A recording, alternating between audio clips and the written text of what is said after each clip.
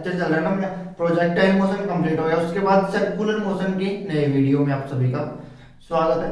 तो उसमें देखो क्या क्या करने वाला है। सबसे पहले अपन ने 1D मोशन, फिर 2D मोशन, फिर ये सर्कुलर मोशन, और इसके बाद एक और आता है रोटेशनल मोशन, यानी कि मोशन ही कंट्रोल से बाहर हो रहे हैं। मोशन इमोशन की बात नहीं कर रहा मैं, वो तो कंट्रोल से बाहर होते हैं।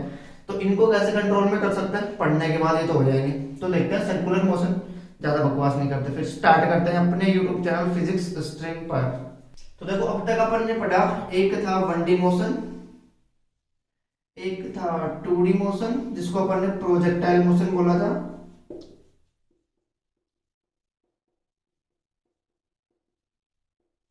ठीक है। और अब देख रहे हैं अपन सर्कुलर मोशन।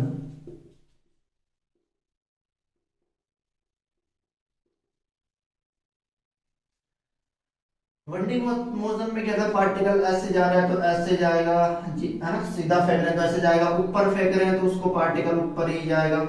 इसमें ऐसा है, इसमें ऐसे था, पार्टिकल ऐसे जाएगा, है ना, पैराबोला पाथ कवर करेगा। सर्कुलर मोशन में एक सर्किल बनाएगा, सिंपल सी बात है।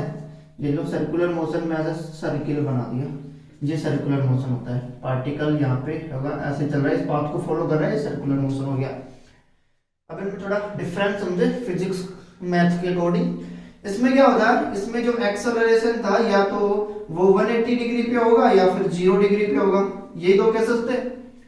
इसमें जो होता है क्या, एक्सेलरेशन वो ना तो 180 पे था ना 0 डिग्री पे था, और एक बात और 90 डिग्री पे भी नहीं होता ऑलवेज। इसमें 90 डिग्री का केस होता है कि एक दो केसेस में हो सकता है। इसमें क्या होता है, ऑलवेज जो अपना एक्सेलरेशन है वो 90 डिग्री पे होगा। किसके एक्सेलरेशन 90 डिग्री, किस पे, वेलोसिटी के बीच की तो बात हो रही है।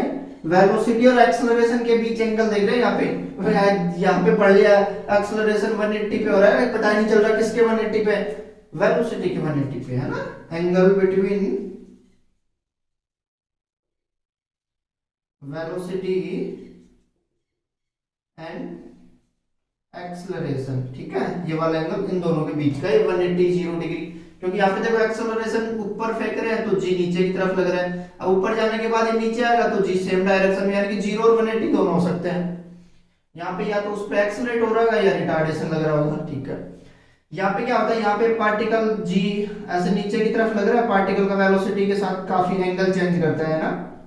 यहाँ पे एक एंगल ऐसा आता है जब वो 90 डिग्री पे होता है, लेकिन वो एक केस होता है 90 डिग्री पे आ रहा है, ऑलवेज नहीं आता, एक पॉइंट पे 90 डिग्री पे आ रहा था। लेकिन इसमें क्या होता है, इसमें पार्टिकल इस पॉइंट पे होगा कुछ इस तरह से, तो उसका एक्सेलरेशन इस तरफ होगा, इस तरफ होगा, एक्सेलरेशन कुछ ऐसे होगा, वेलोसिटी कुछ ऐसे, तो एक्सेलरेशन ऐसे।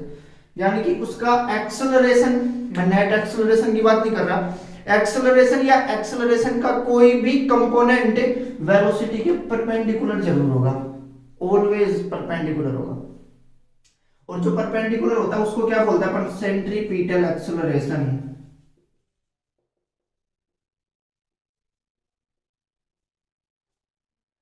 इसमें जो एक एक्सेलरेशन होता है जो हमेशा वेलोसिटी के परपेंडिकुलर होगा और वो सेंटर की तरफ ही है ना, उसको बोलते हैं सेंट्रीपिटल एक्सेलरेशन, ठीक है, जिसको ए सी से डिनोट करते हैं, यानी कि इसमें ए सी हमेशा परपेंडिकुलर होता है, ये होता है सर्कुलर मोशन, ठीक है। सर्कुलर मोशन ये हो रहा है, एक होता है रोटेशनल मोशन। इन दोनों में डिफरेंस क्या है, आधे फिजिक्स तो यही समझने में निकल जाते हैं कि सर्कुलर मोशन क्या होता है और रोटेशनल मोशन क्या होता है, दोनों को अलग अलग क्यों पढ़ रहे होते हैं। और सर्कुलर मोशन भी दो तरीके से हो सकता है, देखो एक तो मैं ऐसे घुमा रहा हूं आपको, ठीक है, ऐसे, और एक मैं ऐसे घुमा रहा हूं, कैसा है, ऐसा दिख रहा है, और एक ऐसे।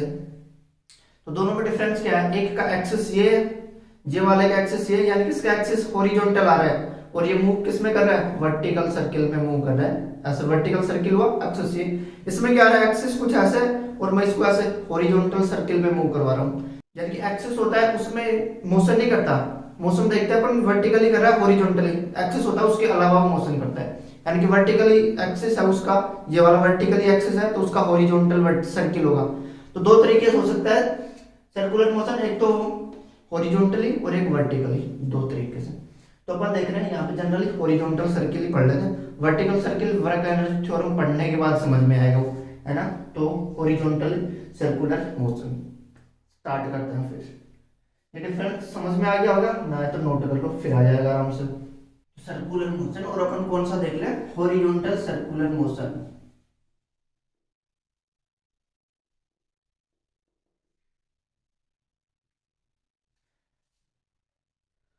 एक बात कर रहा था मैं अभी, है ना, कि सर्कुलर मोशन और रोटेशनल मोशन में डिफरेंस क्या होता है।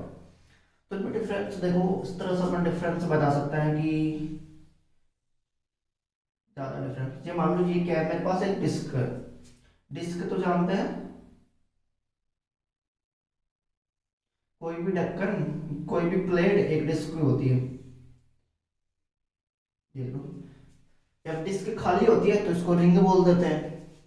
ये कुछ टर्म्स होते हैं ऐसे, एक होता है डिस्क, एक होता है रिंग, और एक होता है स्पेयर, है ना। इनमें ये सभी, एक होता है सर्किल,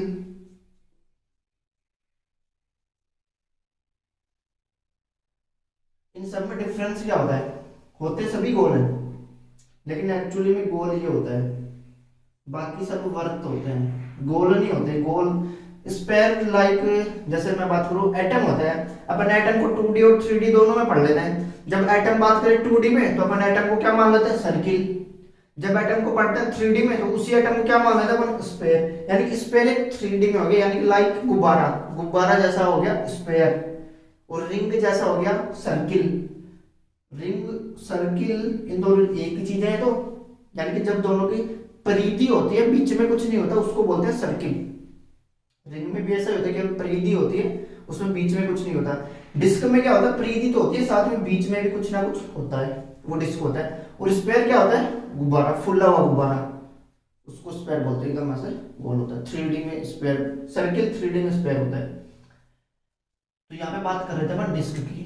अब यहाँ से देखो, डिस्क के मैंने यहाँ पे एक की लगा दी, ठीक है, इस तरह से। अब मैं इसको पकड़ के ऐसा ऐसा घुमा रहा हूँ, घूम रही है, दिख रहा है तीसरी आंख से। अब ये घूम रहा है, ठीक है। अब ये जो डिस्क घूम रही है ना, इस डिस्क का जो मोशन हो रहा है उसको बोलते हैं रोटेशनल मोशन। और इस डिस्क पे मान लो मैंने आपको यहाँ पे बैठा दिया, कोई भी बैठा दिया, इसका जो मोशन हो रहा है ना, वो हो रहा है सर्कुलर मोशन। और इस डिस्क का जो पूरे को मिला के हो रहा है वो हो रहा है रोटेशनल मोशन। और इस पे जो एक ऑब्जेक्ट बैठा है या फिर इस पे कोई छेद भी कर दो तो उस जो छेद है ना, उसका मोशन है सर्कुलर मोशन। यानी कि एक ऑब्जेक्ट का मोशन सर्कुलर मोशन, और उन सभी को मिला के जो मोशन आ रहा है उसको बोलते हैं रोटेशनल मोशन। ये डिफरेंस था रोटेशनल मोशन और सर्कुलर मोशन में। सर्कुलर मोशन एक ऑब्जेक्ट का होता है, बाकी सभी को मिला के रोटेशनल मोशन होता है। तो कुछ समझ में आ गया होगा, नहीं तो अभी और पढ़ते जाएंगे फिर आ जाएगा समझ में। तो मैं यहाँ पे ऐसे लिख दूं, ये जो डिस्क है, जो इसका मोशन हो रहा है उसको बोलते हैं रोटेशनल मोशन, और जो एक ऑब्जेक्ट है एक, उसका जो मोशन हो रहा है उसको क्या बोलते हैं अपन, सर्कुलर मोशन।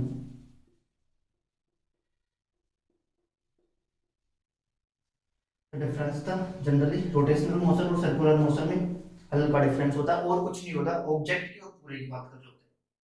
ये आपको रोटेशनल मोशन 7th चैप्टर मिलेगा, जहाँ से फिजिक्स में मोट देखना स्टार्ट होती है 7th चैप्टर का नाम सुनने के बाद। लेकिन आपको बिल्कुल इजी में समझ में आएगा जब आप 6th 5 6 चैप्टर अच्छे से कर ले तो बाकी हलवाई होता है। तो अभी चलते हैं इसके डिस्कस करते हैं, 1D मोशन से इसको रिलेट करते हैं। जैसे प्रोजेक्टाइल मोशन था उसको भी 1D मोशन से रिलेट किया था, क्योंकि अपने को याद सिर्फ 1D मोशन रखना है, उसी के एप्लीकेशंस के बेस पे ये सब डिस्कस करते हैं। तो उसी तरह 1D मोशन से इसको रिलेट करते हैं, ठीक है। यानी कि यहाँ पे लिख दूं, मिटा देते हैं इसको, इसको मिटाने के बाद फिर लिखते हैं। यहाँ पे लिख देता हूं मैं 1D मोशन, और इधर देख लो सर्कुलर मोशन।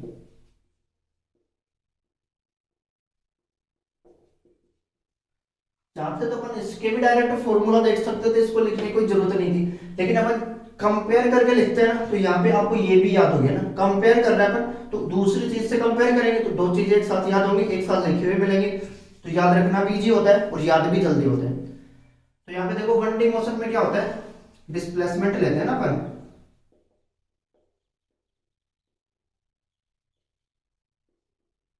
डिस्प्लेसमेंट होता है। जैसे मान लो एक पार्टिकल ए से चला और बी तक आ गया, यही होता है। तो उनका जो डिस्प्लेसमेंट होगा एक्स, एस बोलते हैं डिस्प्लेसमेंट को ना 1D मोशन में, तो b माइनस ए उसका डिस्प्लेसमेंट हो गया, ठीक है। उसी तरह यहाँ पे डिस्प्लेसमेंट लेते हैं, यहाँ पे डिस्प्लेसमेंट को बोलते हैं एंगुलर डिस्प्लेसमेंट।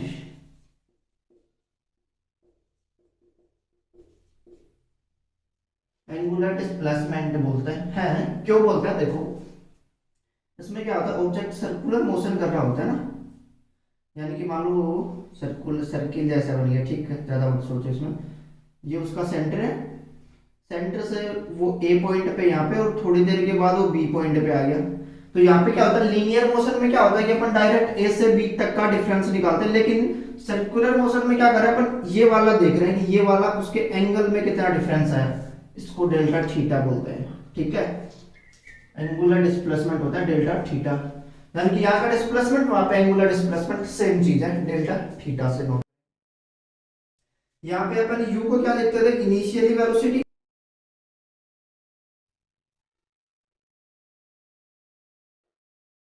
इसी तरह यहाँ पे ओमेगा नोट को लिखते हैं इनिशियली वेलोसिटी, एंगुलर वेलोसिटी बोलते हैं उसको, ठीक है। यानी कि सबसे पहले एंगुलर टर्म लग जाएगा। उसी तरह v को क्या लिखते थे हम, फाइनल वेलोसिटी। इसी तरह यहाँ पे फाइनल ओमेगा को लिखते हैं अपन फाइनल एंगुलर वेलोसिटी। उसी तरह यहाँ पे इसकी तरह यहाँ पे अपन क्या लिखते थे यहाँ पे, लीनियर एक्सेलरेशन बोलते हैं उसको। अभी तक आपने एक ही चीज पढ़ा है ना, यहाँ पे एक्सेलरेशन बोलते हैं। अभी आपने ए ही पढ़ा, ए लीनियर एक्सेलरेशन, और यहाँ पे एक की जगह यूज करते हैं अपन अल्फा का, क्या होता है वो, एंगुलर एक्सेलरेशन।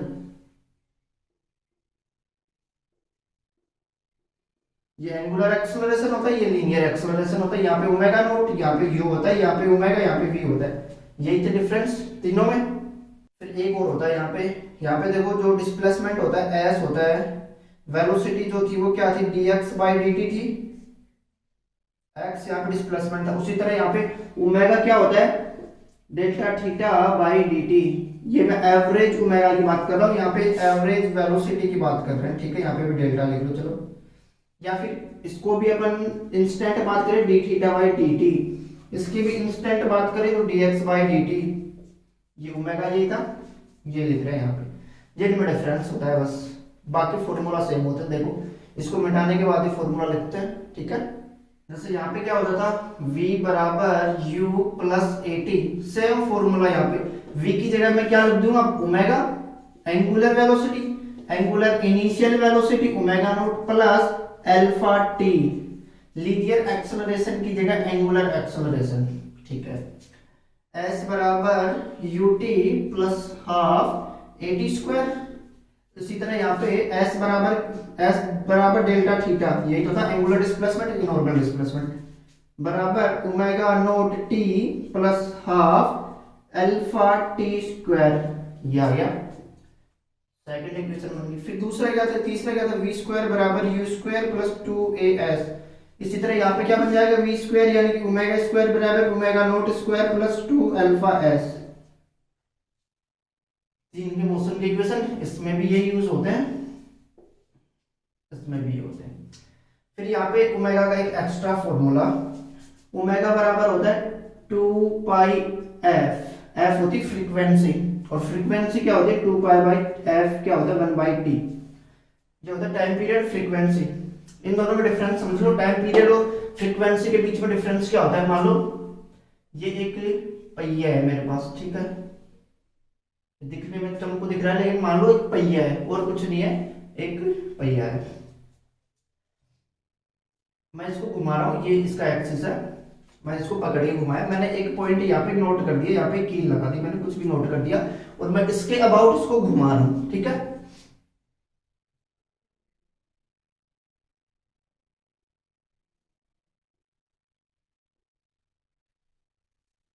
घुमा दो। अब मान लो ये घूमने के बाद एक जैसे जैसे पूरा करेगा, ये ऐसे ऐसे जाएगा, ये पॉइंट जाने के बाद ऐसे ऐसे ऐसे वापस इसी पॉइंट पे आ जाएगा। तो इसको एक चक्कर पूरा करने में, यहां से चला यहां तक आ गया, मतलब एक चक्कर कंप्लीट हो गया ना, यानी कि एक रोटेशन, इसका तो रोटेशन बोलेंगे ना, एक रोटेशन कंप्लीट करने में जितना टाइम लगता है ना, उसको बोलते हैं टाइम पीरियड। मान लो इसका टाइम पीरियड कितना आ गया, 10 सेकंड मैं बता रहा हूँ, मान लो इसका टाइम पीरियड आ गया 10 सेकंड, कि एक चक्कर पूरा करने में 10 सेकंड लग रहा है। और फ्रीक्वेंसी क्या होती है, फ्रीक्वेंसी होती है कि एक सेकंड में कितने चक्कर कर रहा है। जब देखो ये 10 सेकंड में एक चक्कर पूरा कर रहा है, 10 सेकंड में एक चक्कर पूरा कर रहा है ना, तो एक सेकंड में कितने चक्कर पूरा करेगा, 1/10। 1/10 यानी कि 1/t, 10 यानी कि t तो था यहाँ पे, टाइम पीरियड ही तो था। देख लो फ्रीक्वेंसी एफ बराबर 1/t होती है। क्यों होती है वो आपके सामने प्रूफ हो गया कि एक चक्कर पूरा करने में कितना टाइम लग रहा है उसको बोलते हैं फ्रीक्वेंसी, सॉरी टाइम पीरियड। और एक सेकंड में कितने चक्कर कर रहा है उसको बोलते हैं फ्रीक्वेंसी। ये इन दोनों में डिफरेंस होता है। ओमेगा क्या होता है कि मान लो कि एक सेकंड में वो कितना रोटेट किया उसने, वो होता है ओमेगा। जनरली आपको फील दिला रहा है। ओमेगा क्या होता है कि ऑब्जेक्ट ने एक सेकंड में कितना रोटेट किया, कितना एंगल बनाया। और अपन जानते हैं एक पॉइंट के अबाउट कितना एंगल होता है, 360, और उसी को अपन रेडियन ऐसा यूनिट में 2 पाई लिखते हैं ना। तो आ गया, यानी कि एक सेकंड में इतना एंगल बनाता है, और वो फ्रीक्वेंसी जितने रोटेशन पूरे करेगा उतने एंगल बनेंगे उसके, इसलिए ओमेगा को 2 पाई एफ लिखते हैं। ये था उसका जनरल फील ओमेगा क्या होता है। ठीक है, तो अब चलते हैं सर्कुलर मोशन के कंसेप्चुअल पार्ट पे। थोड़ा कॉन्सेप्ट पे बेस होता है, सोचना पड़ता है। वो फॉर्मूला बेस था जो अभी तक पार्ट देखा अपन ने, फॉर्मूला लगा अप्लाई करो आंसर आ जाएगा। अभी कंसेप्चुअल यानी कुछ उसमें सोचना पड़ता है, वो देखते हैं। तो सर्कुलर मोशन में क्या होता है, ये देखो इस तरह से बना है,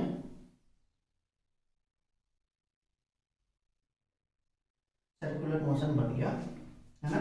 यानी कि जब कोई भी पार्टिकल होता है वो सर्कुलर पाथ को फॉलो कर रहा होता है, उसको सर्कुलर मोशन बोलते हैं। मैंने एक चीज इसमें बताई थी आपको कि इसमें एक एक्सेलरेशन होता है जिसको सेंट्रीपिटल एक्सेलरेशन बोला जाता है। ऐसी जो वेलोसिटी के हमेशा परपेंडिकुलर लग रहा होता है, ये v हो गया वेलोसिटी के, मैंने स्पीड नहीं बोला, मैंने वेलोसिटी के परपेंडिकुलर लग रहा होता है। ठीक है, यहां से देखो ये होता क्या, सेंट्रीपिटल एक्सेलरेशन, ये नाम आता है। एक होता है सेंट्रीपिटल फोर्स,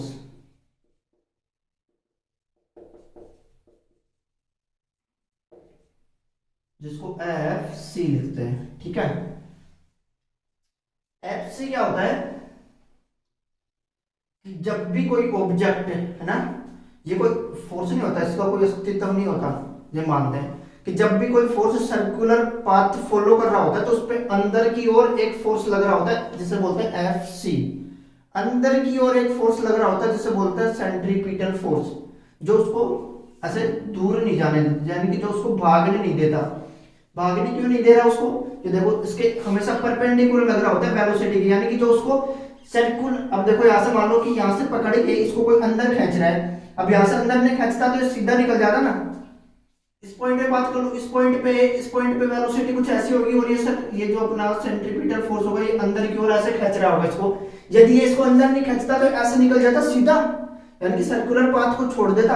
यानी कि एक ऐसा फोर्स जो ऑब्जेक्ट को सर्कुलर मोशन के लिए क्या करता है, मजबूर करता है कि सर्कुलर मोशन करना है तने, जो सर्कुलर मोशन करवाता है। यानी कि ये नहीं होता तो सर्कुलर मोशन नहीं होता ना। तो ये होता है सेंट्रीपिटल फोर्स। और सेंट्रीपिटल फोर्स का अपन मैग्नीट्यूड लिखते हैं mv²/r। ये होता है सेंट्रीपिटल फोर्स का मैग्नीट्यूड mv²/r।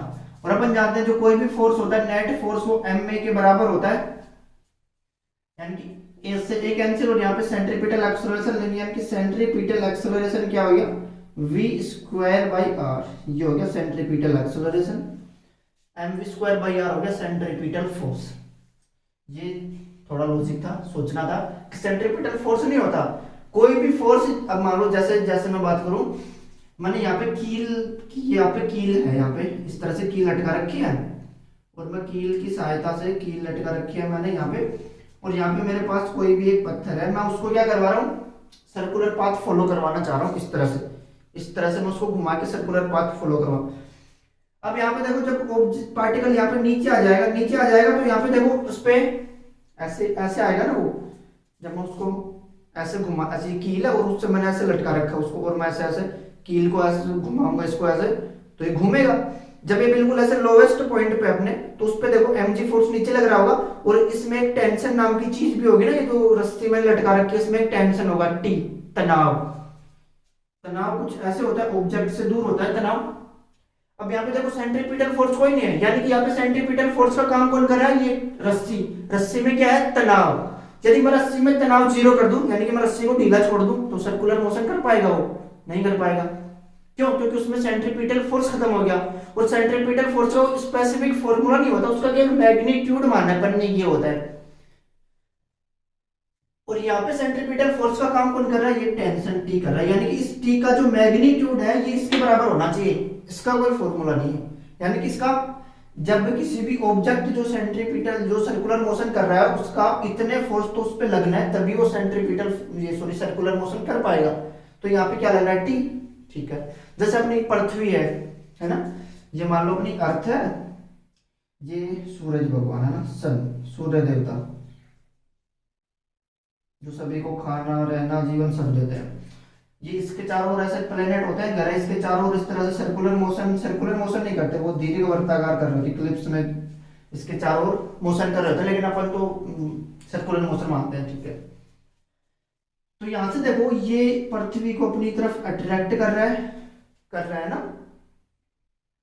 और पृथ्वी जो है, पृथ्वी को इस तरह से अपनी ओर अट्रैक्ट, और पृथ्वी ऐसे सर्कुलर मोशन इसके चारों ओर कर रही है। अब यहाँ पे ये अट्रैक्ट किसकी वजह से कर रहा है, ग्रेविटेशनल फोर्स, F बराबर gm1m2/r², उसी की वजह से तो अट्रैक्ट कर रही है। यानी कि वो फोर्स को जीरो कर दूं, मैं उस फोर्स को जीरो कर दूं, तो ये अर्थ से इसका लगाव दूर हो जाएगा, इसको नफरत है, चल निकल। तो इस पे जब मैं यहाँ पे Fg जीरो कर दूंगा, ग्रेविटेशनल फोर्स जीरो, तो ये क्या सर्कुलर पाथ फॉलो कर पाएगी, नहीं कर पाएगी ना, नहीं कर पाएगी ना सर्कुलर पाथ फॉलो, क्योंकि इस पे कोई, अब यहाँ पे जो Fg लग रहा है ये क्या है, सेंट्रीपिटल फोर्स का काम कर रहा है, सेंट्रीपिटल फोर्स का काम कर रहा है। यानी कि सेंट्रीपिटल फोर्स का कोई फॉर्मूला नहीं होता, मैग्नीट्यूड होता है केवल उसका। और अपन देख रहे होते हैं कि इसमें अलग अलग चीजें सेंट्रीपिटल फोर्स का काम कर सकती हैं, जैसे यहाँ पे टेंशन तनाव कर रहा है, यहाँ पे ग्रेविटेशनल फोर्स कर रहा है, जब दो कोई चार्ज रोटेट कर रहे होते हैं उनमें क्या करता है, कूलम्ब फोर्स वर्क कर रहा होता है। तो इस तरह से इसका कोई स्पेसिफिक फॉर्मूला नहीं होता। चलो एक काम की बात ऐसे देख लेते हैं कि अब जब देखो ये, इसको मिटाते हैं एक बार,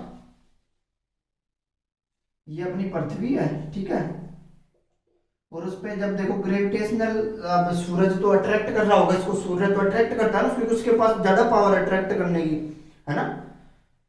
तो Fg जो Fc का वर्क कर रहा है, यहाँ पे देखो अब ये पृथ्वी को अपनी तरफ अट्रैक्ट क्यों नहीं कर रहा, यानी कि पृथ्वी जाके इसकी गोद में क्यों नहीं गिर जाती, क्योंकि ये तो स्ट्रॉन्ग फोर्स है ना इसके पास तो काफी, क्योंकि जी ज्यादा इसके पास, m1 m2 इसका मास ज्यादा, तो इसका मास ज्यादा तो ज्यादा ग्रेविटेशनल फोर्स अप्लाई करेगा। तो ये पृथ्वी इसकी तरफ क्यों नहीं जा रही, सूरज की तरफ क्यों नहीं जाना चाह रही, देखो क्यों नहीं जा रही, यहाँ पे है सूरज, यहाँ पे पृथ्वी, और ये कुछ ऐसे ऐसे ऐसे सर्कुलर पाथ फॉलो कर रहे होते हैं। ठीक है, अब इस पॉइंट पे देखो पृथ्वी जाना चाह रहे ऐसे, और अगर ये एक्सेलरेशन जो फोर्स है सेंट्रीपिटल फोर्स, ये खींच रहा, आजा इधर आजा, तो पृथ्वी क्या होगी, थोड़ा सा इधर मुड़ जाएगी। फिर इस पॉइंट पे क्या होगा, इस पॉइंट पे देखो बिल्कुल ऐसे पृथ्वी जाना चाहेगी ऐसे सीधा, लेकिन ये खींच रहा होगा अपनी तरफ, आ जाए इधर, तो पृथ्वी फिर थोड़ा रोटेट कर जाएगी। तो यानी कि हर पॉइंट पे क्या होता है, पृथ्वी तो अर्थ से अपनी परपेंडिकुलर बाहर जाना चाह रही है, लेकिन जो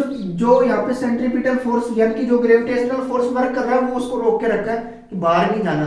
तो कई बार ये क्वेश्चन आता है ना दिमाग में कि ग्रेविटेशनल फोर्स लग रहा होता है gm1m2/r², तो सूर्य अपनी पृथ्वी को आकर्षित क्यों नहीं कर रहा, पृथ्वी जाके उसके पास क्यों नहीं चली जा रही, इस वजह से नहीं जा रही। क्यों, क्योंकि पृथ्वी जा रही है ऐसे और फोर्स लग रहा है उस पर ऐसे, तो थोड़ा सा उसको अपनी तरफ झुकाएगा, लेकिन फिर वो सीधा जाएगी, फिर झुकाएगा, फिर जाएगी, फिर यानी उसको एक सर्कुलर पाथ का फॉलो हो जाता है। पृथ्वी जाना चाह रही सीधा, वो खींच रहा है अपनी तरफ, तो इस वजह से उसकी गोद में नहीं गिर रही वो पृथ्वी जाके।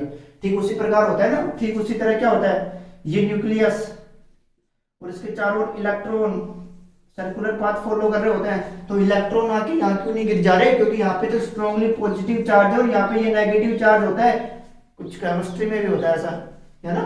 तो ये इस पे आके क्यों नहीं गिरा, सेम पृथ्वी वाला कंसेप्ट होता है, ये परपेंडिकुलर जाना चाह रहे हैं, इसकी तरफ कूलम्ब फोर्स से अट्रैक्ट कर रहे होते हैं। ये कुछ लॉजिक था, चलो इसमें नहीं था, ये मिटा दें इसको, अपने चलते हैं अपने टॉपिक पे। तो यहाँ पे सेंट्रीपिटल एक्सेलरेशन का फॉर्मूला निकल गया, ये सेंट्रीपिटल फोर्स का मैग्नीट्यूड है। इतना समझाने के बाद ही पता चलेगा। इस पॉइंट पे देखो, इस पॉइंट पे वेलोसिटी होगी कुछ ऐसे और पार्टिकल जा रहा हो कुछ ऐसे, ये इसका, चलो ये और बना लो, थोड़ा सुंदर लगेगा ना। यहाँ पे टी को छोड़ दो आप, ठीक है, पूरा कर दो इसको। वी वी देखो हर पॉइंट पे परपेंडिकुलर है वेलोसिटी और एक्सेलरेशन, सेंट्रीपिटल एक्सेलरेशन। अब बात आती है एक चीज स्पीड की। अब इस यहाँ पे लिखते हैं, इसको मिटाने के बाद मैं बात कर रहा हूँ इसकी स्पीड की। तो स्पीड में क्या होता है, दो तरीके से होता है। एक तो होता है स्पीड मैं यूनिफॉर्म रख सकूं, यानी कि कांस्टेंट, यूनिफॉर्म बोले तो कांस्टेंट है ना। और एक मैं रख सकता हूं नॉन यूनिफॉर्म, यानी कि वो कांस्टेंट नहीं है, कांस्टेंट नहीं है, ठीक है। यूनिफॉर्म नॉन यूनिफॉर्म मतलब क्या है, कांस्टेंट है या नहीं है। जब अपन सर्कुलर मोशन कर रहे होते हैं, कंसेप्ट देखना, थोड़ा फील करना, तो उसमें अपनी वेलोसिटी तो हमेशा कांस्टेंट नहीं होती, कभी कांस्टेंट नहीं होती। यदि सर्कुलर मोशन कर रहे हैं तो वेलोसिटी नॉन कांस्टेंट नहीं होगी, नॉन यूनिफॉर्म होगी। क्यों? क्योंकि वेलोसिटी क्या होती है, वेलोसिटी में होता है कि ये मैं v लिख दूं तो वेलोसिटी बराबर होता है एक तो उसका मैग्नीट्यूड प्लस एक उसमें होती है डायरेक्शन। दो चीजें होती हैं, मैग्नीट्यूड और डायरेक्शन, और जो उसका मैग्नीट्यूड होता है वो होती है स्पीड। यानी कि मैं वेलोसिटी वैसे लिख सकता हूं स्पीड प्लस डायरेक्शन। अब यहां से देखो कि वेलोसिटी कांस्टेंट नहीं है, वेलोसिटी कांस्टेंट नहीं है, क्यों?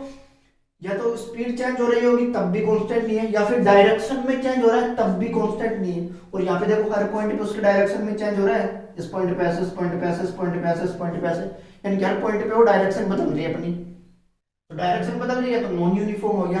अब ये देखो मैं ऐसे बोल दूं कि एक ऑब्जेक्ट जिसकी वेलोसिटी चेंज हो रही है, वेलोसिटी वेरिएबल है, परिवर्तित परिवर्तनशील है, तो क्या उसका स्पीड कांस्टेंट होगा या हो सकता है? देखो जैसे मैं से बोल रहा हूँ कि कोई ऑब्जेक्ट जिसकी वेलोसिटी वेरिएबल है तो उसका स्पीड भी वेरिएबल होगा। ये बात कहां तक ठीक है कि मैं बोल रहा हूँ वेलोसिटी वेरिएबल तो स्पीड भी वेरिएबल होगा? गलत बात है ना। क्यों? क्योंकि जरूरी थोड़ी डायरेक्शन भी तो चेंज हो सकता है। अब मैं स्पीड को कांस्टेंट कर रहा हूँ, यानी कि स्पीड को मैंने यूनिफॉर्म कर लिया, तो डायरेक्शन मेरी क्या आ गई, चेंज हो गई। तो सर्कुलर मोशन, तो सर्कुलर मोशन में क्या होता है, सर्कुलर मोशन में क्या होता है, दो तरीके से हो सकता है। एक तो मैं स्पीड को कांस्टेंट कर लूं, क्योंकि वेलोसिटी तो कांस्टेंट कभी नहीं होती। यदि मैं स्पीड को कांस्टेंट कर लूंगा, वेलोसिटी कांस्टेंट कभी, मतलब सर्कुलर मोशन में कभी नहीं होती। घोड़ू सोच रहे हो कि पता नहीं कहां नहीं होती, सर्कुलर मोशन में कभी नहीं होती।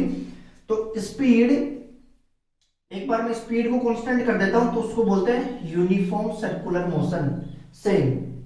और यदि मैं स्पीड को यूनिफॉर्म नहीं करता तो उसको बोलते हैं नॉन यूनिफॉर्म सर्कुलर मोशन। तो सर्कुलर मोशन डिपेंड करता है स्पीड पे, एक तो हो सकता है यूनिफॉर्म सर्कुलर मोशन और एक हो सकता है नॉन यूनिफॉर्म सर्कुलर मोशन। तो यहाँ पे यूनिफॉर्म का मतलब, यहाँ पे देखो, यहाँ पे इसका स्पीड v है तो यहाँ पे भी स्पीड v होगा, यहाँ पे भी स्पीड v है, यहाँ पे भी, यानी कि स्पीड का कोई डायरेक्शन नहीं होता। वो तो बेचारा खिलाड़ी आदमी, उसको तो कहीं पे भी ले जाओ। लेकिन वेलोसिटी में तो डायरेक्शन होती है ना, तो उसी डायरेक्शन की वजह से उसमें चेंजेस आते हैं।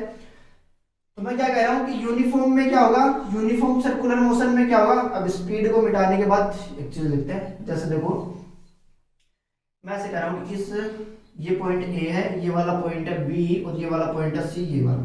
मैं कह रहा हूं ए पॉइंट पे किसी पार्टिकल की वेलोसिटी 10 मीटर पर सेकंड थी, स्पीड बता रहा हूं, ठीक है। यहाँ पे भी बी पे भी 10, यहाँ पे भी 10, यहाँ पे भी 10, तो वो हो गया सर्कुलर मोशन यूनिफॉर्म। क्यों? क्योंकि उसका स्पीड यूनिफॉर्म, डायरेक्शन तो वेलोसिटी में आ रही है, तो यानी कि उसका स्पीड यूनिफॉर्म है, तो यूनिफॉर्म सर्कुलर मोशन हो गया। यदि मैं ऐसे कर देता ए पॉइंट पे 10 है, यहाँ पे 12 हो गई, यहाँ पे 13 हो गई, यहाँ पे फिर 14 हो गई, तो क्या हो गया, वो नॉन यूनिफॉर्म सर्कुलर मोशन। क्यों? क्योंकि उसमें स्पीड भी वेरिएबल आ रही है। तो जब स्पीड पे डिपेंड करता है, मोशन यूनिफॉर्म हो गया, non uniform in circular motion, ठीक है। तो वो देखते हैं अभी। तो यहाँ पे क्या बताया मैंने, एक बताया मैंने यूनिफॉर्म सर्कुलर मोशन,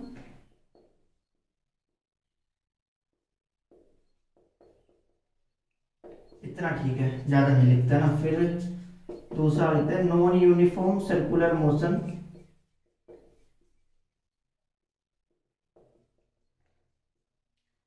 ये चल रहा है सीधा साधा एक बेवफा, है ना। हर पॉइंट पे क्या हो रहा है यहाँ पे देखो, इसमें क्या होती है, स्पीड कांस्टेंट होती है ना, यही होता है। इसमें स्पीड कांस्टेंट है, और इसमें क्या है कि जो अपनी स्पीड आ रही है वो वेरिएबल है।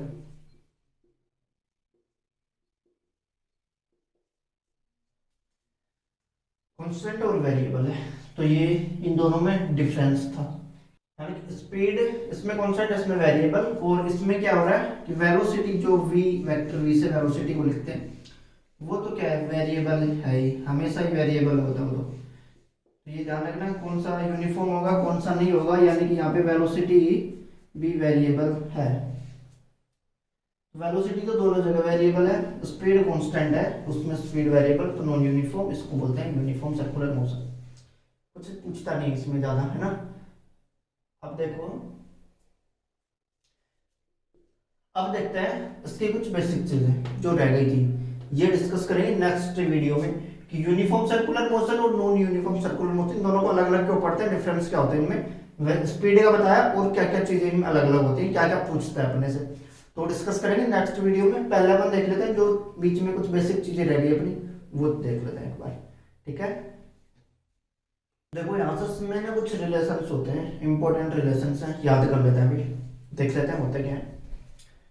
एक तो होता है v बराबर होता है ओमेगा क्रॉस r, एक रिलेशन है। ओमेगा एंगुलर वेलोसिटी, ये उसका डिस्प्लेसमेंट आ गया, और ये लीनियर वेलोसिटी, इन दोनों में डिफरेंट कैसे आया रिलेशन। देखो आपने एक चीज तो पढ़ी होगी, कोण बराबर क्या होता है, चाप बटे त्रिज्या, इंग्लिश में लिखते हैं ना arc upon radius.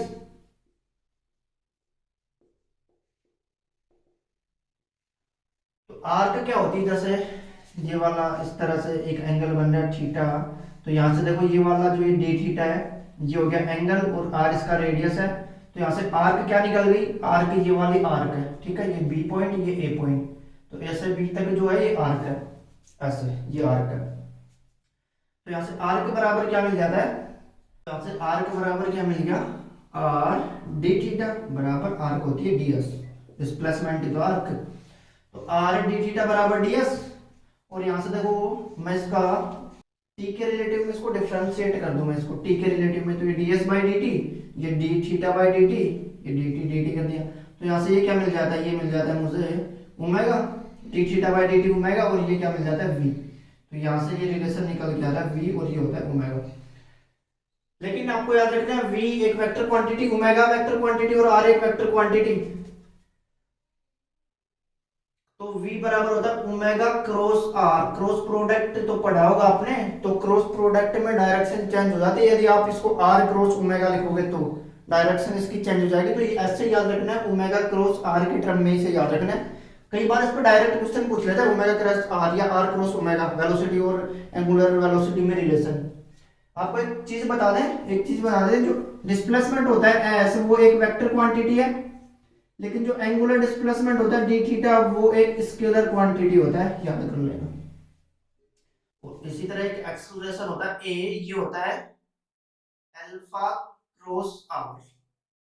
Linear acceleration और एंगुलर एक्सेलरेशन का बीच का रिलेशन ये होता है, और ये होता है जनरली टेंजेंशियल एक्सेलरेशन, समझ में आएगा, और ये होता है centripetal acceleration omega cross r, है ना। इनमें डिफरेंस क्या रहा है, ओमेगा क्रॉस वी होता है यहाँ पे,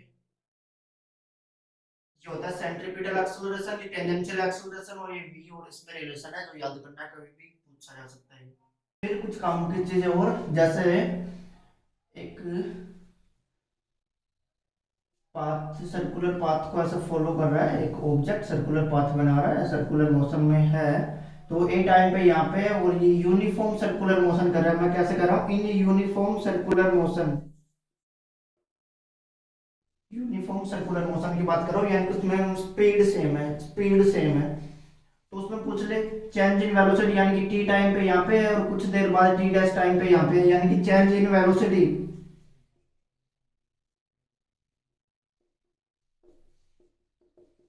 यानी कि डेल्टा वी बराबर v2 माइनस v1, यही करते हैं v2 माइनस v1। अब यहाँ पे क्या है कि v2 और v1 का मैग्नीट्यूड सेम है, वो v मान लेता हूं मैं, ठीक है, v2 और v1 का मैग्नीट्यूड तो सेम है ना, क्योंकि स्पीड सेम है। तो स्पीड सेम है तो उनका डेल्टा v कितना आ जाएगा, 2v sin θ/2। कोई भी दो वेक्टर जिनका मैग्नीट्यूड सेम होता है उनका सब्ट्रैक्शन 2v sin θ/2 होता है। कोई भी दो वेक्टर जिनका मैग्नीट्यूड सेम होता है उनका सम 2v cos θ/2 होता है। याद होगा ये चीज तो, या फिर आप वही हिसाब किताब मेथड लगा के आ रहे हैं, उसी से सोल्व हो रहा है ये कैसे, वो अपने पास मेथड होता है ना कौन सा, इसको निकालेंगे तो ये क्या आएगा, v1 का स्क्वायर प्लस v2 का square minus 2v1 v2 cos θ। इसी को सोल्व कर रहे हैं तो v1 बराबर v2 बराबर v रखने पे ये इसी से ड्राइव होके आ रहा है 2v sin θ/2। ठीक है, ऐसे पूछे यूनिफॉर्म सर्कुलर मोशन में, ऐसे पूछे कि चेंज इन वेलोसिटी ये बताओ। ठीक है, वेग में परिवर्तन यानी कि चेंज इन वेलोसिटी। अब ऐसे पूछे change in magnitude of velocity यानी कि वेग के परिमाण में परिवर्तन। तो परिमाण यानी कि वेग वेलोसिटी का मैग्नीट्यूड तो अभी भी कांस्टेंट है ना, तो वो जीरो होता है। याद रखना ये चेंज इन वेलोसिटी है और एक होता है चेंज इन मैग्नीट्यूड, एक होता है चेंज इन मैग्नीट्यूड। यानी कि ये क्या होता है, वेलोसिटी का मैग्नीट्यूड तो सेम है ना अभी भी, क्योंकि uniform circular motion speed constant है, तो इनमें ये दो चीजें होती है, याद रखनी। फिर ऐसे कुछ displacement 2r sin θ/2, displacement vector quantity है 2r sin θ/2। अब यहां से पूछ लिया आपसे एवरेज वेलोसिटी बताओ, ए पॉइंट से बी पॉइंट तक आ रहा है तो उसकी एवरेज वेलोसिटी क्या होगी। तो एवरेज वेलोसिटी के लिए क्या करेंगे, एवरेज वेलोसिटी क्या होता है, total change in displacement upon total time. तो डिस्प्लेसमेंट कैसे निकालते हैं, 2r sin θ/2, यही तो डिस्प्लेसमेंट को लिखते हैं यहाँ पे, और डेल्टा टी टाइम लगा डेल्टा टी लिख देंगे। फिर ऐसे पूछे एवरेज एक्सेलरेशन कितना हो गया, तो एवरेज एक्सेलरेशन क्या होता है, चेंज इन वेलोसिटी यानी कि डेल्टा ए बराबर क्या हो गया, delta V by D T, delta T, और डेल्टा वी कितना है 2v sin θ/2 divided by delta T. तो ये आ गया एवरेज एक्सेलरेशन, ये एवरेज वेलोसिटी आ गई, ये एवरेज एक्सेलरेशन आ गया। क्या दिक्कत आ रही है इसमें, सेम ही करना है यानी कि बाकी तो वही है, वेक्टर वाले खेल खेलना है आगे। तो यदि आपको ये सब आ गया तो यहाँ तक, तो फिर इस तरह से होता है अपना सर्कुलर मोशन का बेसिक खत्म। अपन ने देखा सर्कुलर मोशन में बेसिक्स में क्या आते हैं, वन डी मोशन से कैसे रिलेट कर सकते हैं, और इसको यूनिफॉर्म और नॉन यूनिफॉर्म कब कब बोलते हैं अपन। अब तो नेक्स्ट वीडियो में डिस्कस करते हैं इसके दोनों पार्ट, यूनिफॉर्म सर्कुलर मोशन और नॉन यूनिफॉर्म सर्कुलर मोशन, और उस पर क्वेश्चन डिस्कस करते हैं। Thank you.